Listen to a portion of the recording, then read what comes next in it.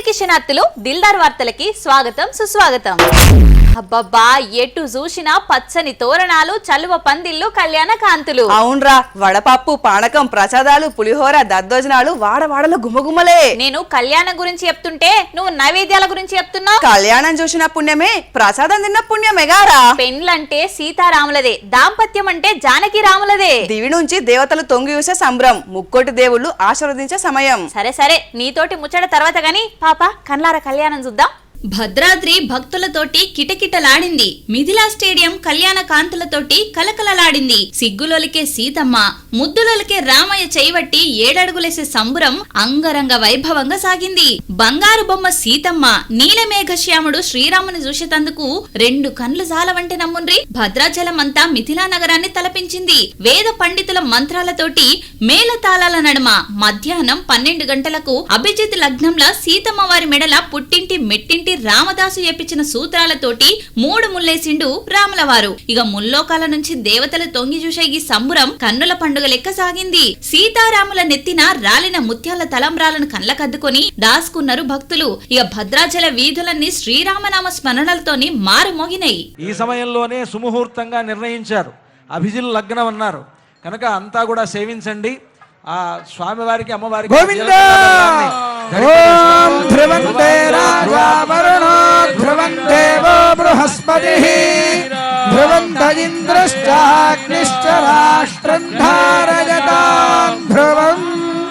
అయం ముహూర్త సుముహూర్తోస్తి భవంతో మహాంతో. రాజా రామచంద్ర భగవాన్ కి, సీతామాయికి, లక్ష్మణ స్వామికి, పవన సుత హనుమాన్ కి, భద్రాద్రి రామ గోవింద, వైకుంఠ రామ గోవింద, ఓంకార రామ గోవింద.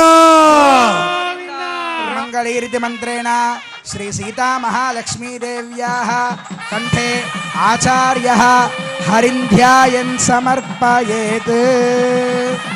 ఓం సుమంగళీర్యం వధూరిమాగుం సమేత పశ్యత సౌభాగ్యమస్యై దత్వాయాధాస్తం విపరేతనా.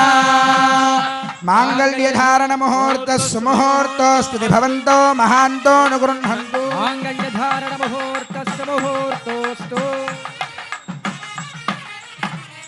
తెలంగాణ ముఖ్యమంత్రి రేవంత్ రెడ్డి పట్టు వస్త్రాలు సమర్పించి భద్రాచల అభివృద్ధి పనులకు కొబ్బరికాయ కొట్టిండు. ఇటు తెలుగు రాష్ట్రాలల్లా ఆలయాలన్నీ కళ్యాణ శోభ సంతరించుకున్నాయి. వాడవాడలు శ్రీరాముని భక్తి కీర్తనలతోటి మారుమోగినాయి. ఒంటిమిట్ట, రామతీర్థం, రామాలయాలన్నీ కళ్యాణ వేదికలైనాయి.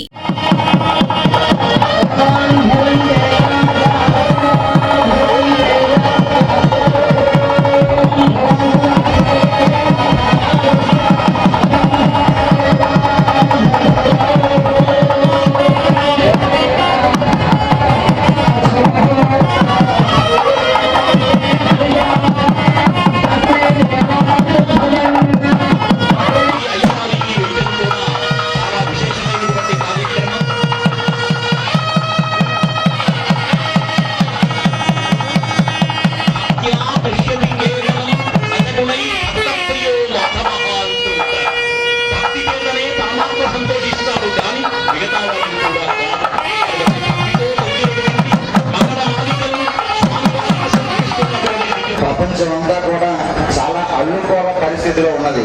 చాలా భయంకరమైన పరిస్థితిలో ప్రపంచం ఉన్నటువంటి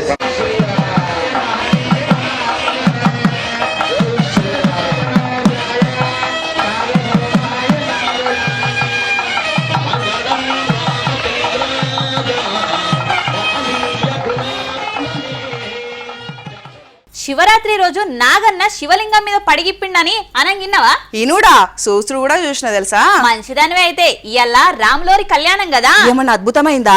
జరిగింది అయోధ్యలా. మరి ఇంకెందుకు ఆలస్యం, చలో అయోధ్య. రామనవమి వేళ అయోధ్యల కొలువైన బాలరామునికి సూర్య తిలకం దిద్దిండు స్వయాన సూర్య భగవానుడే. ఇట్లా సూర్యుడు ఎప్పుడు పడితే అప్పుడు బాలరాముని నుదురు మీదకి రాడు, ఖచ్చితంగా శ్రీరామనవమి రోజునే వస్తాడు. దీనికి ఓ లెక్కున్నది. అయోధ్యల బాలరాముని ఆలయం కట్టేటప్పుడే ప్రతి శ్రీరామనవమి రోజున సూర్యకిరణాలు పడేటట్టు డిజైన్ చేసిర్రు. గడియారం ముళ్ళు తిరిగినట్టే మళ్ళా వచ్చే ఏడాది శ్రీరామనవమి నాడు మళ్ళా సూర్యకిరణాలు రాములవారి మీద పడతాయన్నట్టు. ఇక ఈ అద్భుతాన్ని చూసేందుకు దేశ విదేశాల నుంచి శానా భక్తులే ఆలయానికి వచ్చిండ్రు. జై శ్రీరామ్ అనుకుంటా భక్తులు సుందరమైన బాలరాముని చూసుకుంటా పరవశించిపోయారు. ఏమిరా బుజ్జి పెళ్లికి పోయినవా? భద్రాచలమే పోవాలనుకున్నా గానీ మనకు వార్తలు ఉండే కదా. ఎట్లయినా ఏటా జరిగే పెళ్లి అయినా ఏడాదంతా ఎదురు చూస్తాం కదరా. మరి రాములవారి కళ్యాణం అంటే లోక కళ్యాణం కదా. ఒకటే బాణం, ఒకటే మాట, ఒకటే భార్య, ఆదర్శ పురుషుడు. ఇంతకు రాములవారి లగ్గానికి పూలు పండ్లు చీర సారాలు ఏమన్నా తీసుకుపోయినావా లేదా? ఇక నాకు దోషిన కాడికి, నాకు చేతినైన కాడికి పండో ఫలమో పుష్పమో పత్రమో తీసుకుపోయినా గాని. అన్నట్టు రామయ్య లగ్గానికి ఈ ఊరోళ్ళు తీసుకుపోయిన సారా చూస్తే అవాక్కైతో తెలుసా? అవునా? ఏ ఊరో ఏది చూపి.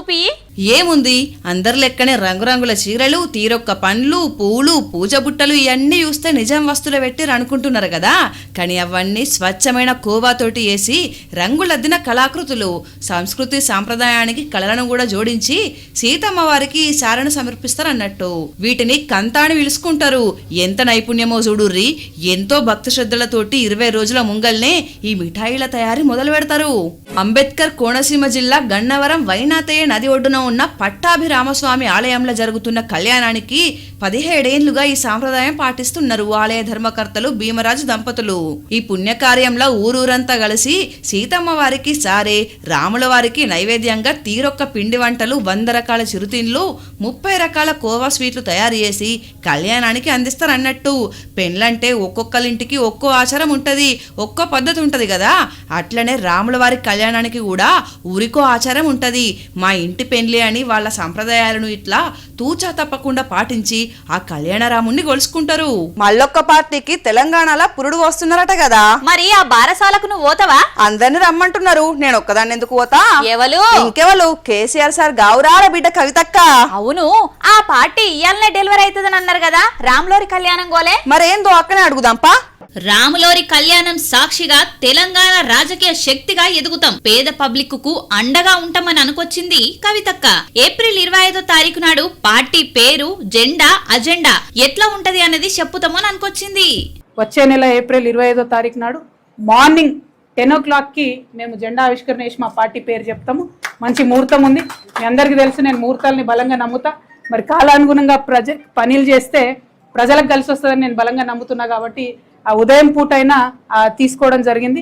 ఆ మొత్తం డీటెయిల్స్ అన్ని కూడా ట్విట్టర్లో, ఫేస్బుక్లో, వాట్సాప్లో మళ్ళీ మీకు లొకేషన్తో సహా. ఆ హాల్ పేరు ఆద్య కన్వెన్షన్, అద్వయ కన్వెన్షన్, మునీరాబాద్. మార్నింగ్ 8 కల్లా మన కార్యకర్తలందరూ చేరుకోవాలి. ఎందుకంటే 8 నుంచి మనం అందరం కొంత మాట ముచ్చట వేసుకొని 10కి ముహూర్తం ఉంటది కాబట్టి 10కి లాంచ్ చేసుకుందాం. నిజామాబాద్ జిల్లాల సీతారాముల కళ్యాణం చూసి అక్కడికెళ్లి పొలిటికల్ పొలికేక వెట్టబోతున్నామని వలికింది. జనాలు మరీ ఎంత బిజీ అయిపోయారేంది? నీకెందుకు వచ్చిందిగా అనుమానం? ఇంతకు ముందు పొద్దు ఒక రీల్ చేసి పెట్టినా లైకులు షేర్లు కొట్టేది. ఇప్పుడు ఇట్లా బోన్ కూడా కొడతలేరు. వాళ్ళ బాధలు వాళ్ళుంటే నీ రీల్స్ కి వచ్చింది తొందర. అరే ఏ బాధలున్నా మేము జనం కోసం రీల్స్ చేస్తున్నప్పుడు వాళ్ళు కూడా మమ్మల్ని ఆదరించి ఆశీర్వదించాలి కదా. ఫోన్ ఓపెన్ చేస్తే గ్యాస్ బండలు, పెట్రోల్ బంకులే దర్శనం ఇస్తున్నాయి. ఇక మీ రీల్స్ వెనక పడ్డాయి పో. ట్రంప్ యుద్ధం మా రీల్స్ మీద కూడా పడ్డాయి అన్నట్టు. ఉరుమురిమి మంగళం మీద వల్లేదా? ఇది కూడా గంతే. వార్త చూద్దాంపా. అనుకుంటాం గాని మద్యపానం ఆరోగ్యానికి హానికరం, నిషేధించాలి అని ఉద్యమాలు చేస్తుంటాం. ఆరోగ్యానికి హాని చేసే అన్నిటిని నిషేధం చెయ్యాలి. పొద్దున్న లేస్తే కల్తీ తిండేనా ఏమని తినేటిది. వాటి సంగతి ఏంది?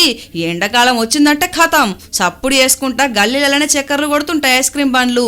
ఇక అలాయించి పిల్లలున్న కాడ ఇంకా 2-3 సార్లు ఎక్కువనే సప్పుడు చేస్తారు. ఇక బుడ్డ పొరగా లూకుంట్రా కొనిచ్చేదాకా అయ్యమని పీడిస్తా ఉంటారు. పెద్దోళ్ళు కూడా ఎండలకు తారలేక చల్లచల్లగా ఐస్ క్రీమ్ల మీద ఐస్ క్రీమ్లు లాగేస్తుంటారు. అగో అట్లా తినేటోళ్ళందరూ ఈ వార్త చూసి తెలుసుకోండి. తినే ఐస్ క్రీమ్ ఎక్కడ చేస్తారో ఎట్లా చేస్తారో తెలుసుకొని తినుర్రి. హైదరాబాద్ లా ఐస్ క్రీమ్ కంపెనీల మీద దాడి చేసిర్రు టాస్క్ ఫోర్స్ పోలీసు వాళ్ళు. అడ్డ మీద కూరగాయలు అమ్మినట్టు ఏ పర్మిషన్లు తీసుకోకుండానే దందాలు మొదలుపెట్టి పబ్లిక్ వీక్నెస్ మీద కొట్టి సొమ్ములు వేసుకుంటున్నారు. కాళం జల్లిన కలర్లు ఫ్లేవర్లతోటి సొమ్ము వేసుకుంటున్నారు. పిల్లలు ఏడుస్తున్నారు కదా అని ఉట్టిగానే కొనియకుర్రి. ఇక ఇక నిజామాబాద్ జిల్లా సిర్నాపల్లిలో చూడుర్రి ఏకంగా ఫ్లెక్సీలో పెట్టిర్రు ఐస్ క్రీమ్ బండ్లే మా ఊర్లకు రావద్దని. ఇది కదా నిమ్మలం పని. ఊర్లకు బండ్లే రాకపోతే పోరగాన్లు అడగరు, కొనరు, తినరు. ఇది ఇంకా నిమ్మలం పని కదా. మధ్యాహ్నం కాగానే గల్లీ గల్లీలు తిరిగి పిల్లలకు ఊరిలో వచ్చేటట్టు వేసి అలా బిజినెస్ చేసుకుంటున్నారని ఏకంగా పొలిమేరల్ని ఫ్లెక్సీ పెట్టిర్రు. ఊర్లకు వస్తే 5,000 జరిమానా కట్టాలని వార్నింగ్ కూడా ఇచ్చిర్రు. ఇవల్ల ఇయాల్టి దిల్దార్ వార్తలు. మళ్ళొచ్చే దిల్దార్ వార్తలల్లా మళ్ళా కలుద్దాం. అంతవరకు చూస్తూనే ఉండండి వనిత టీవీ. నమస్తే.